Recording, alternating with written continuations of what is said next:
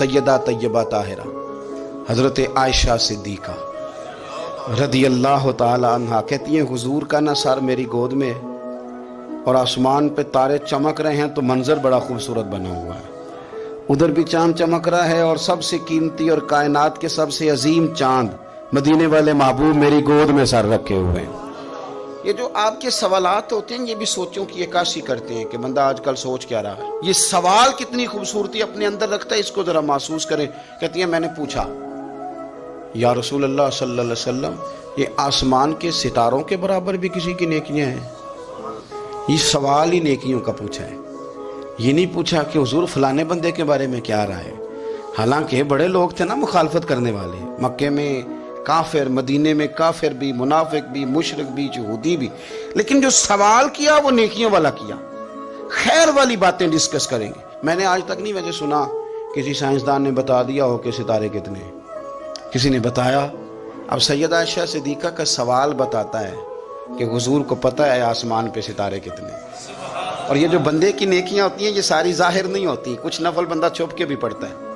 उसने बस में चढ़ते हुए अपनी जुबान से जो अल्लाह अकबर के लफ्ज कहे वो किसने सुने। लेकिन सैयदा आयशा सिद्दीक़ा का ये पूछना कि या रसूलल्लाह आसमान के सितारों के बराबर किसकी नेकियां हैं, हजरत आयशा का अकीदा वाज़े हो गया कि ये भी उनका अकीदा है कि हुजूर को ये भी पता है कि आसमान पे सितारे कितने हैं, और उस बंदे का भी पता है जिसकी नेकियां आसमान के सितारों के बराबर। ये नजरिया है, ये सोच है, ये फिक्र है, ये अकीदा है। और कोई गैब तुमसे नेहा हो भला जब खुदा ही ना छुपा रहा, तुम पर करोड़ों दुरूद व सलाम। अब सैयदा जो सवाल पूछ रही थी ना तो उसके पीछे भी एक लॉजिक थी। उनका ख्याल था कि हुजूर ना मेरे अब्बा जी की बात करेंगे। पूछती हैं या रसूल अल्लाह सल्लल्लाहु अलैहि वसल्लम आसमान के तारों के बराबर भी किसी की नेकियां हैं?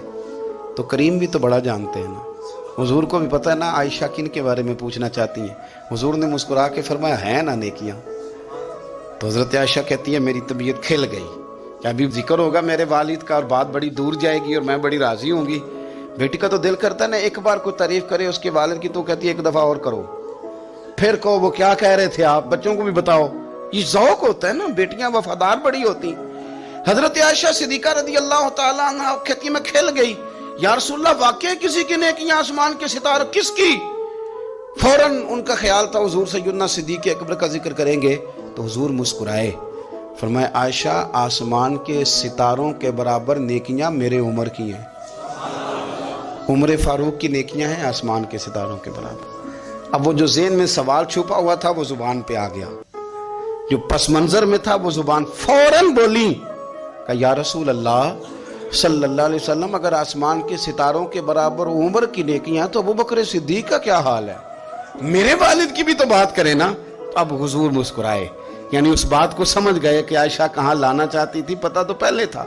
अब रसूल करीम अलैहिस्सलाम ने फरमाया आयशा आसमान के सितारों के बराबर नेकियां हैं मेरे उम्र की, लेकिन अबू बकर की जिंदगी की एक नेकी उम्र की सारी नेकियों से बढ़कर। अबू बकर की तुम करो ना उनके 12 सालों की खिलाफत का जिक्र खोल के करो, तुम जनाब उमर के कवानीन की बात करो तो खोल के करो, तुम कहो कि हजरत उमर ने इनकलाब बर्पा किया तो बिल्कुल किया, तुम कहो कि सैयदना फारूक आजम रज़ी अल्लाह तआला अन्हु ने दुनिया को अमन का, सुकून का, गैरत का, जिहाद का, शौक का पैगाम दिया तो बिल्कुल दिया।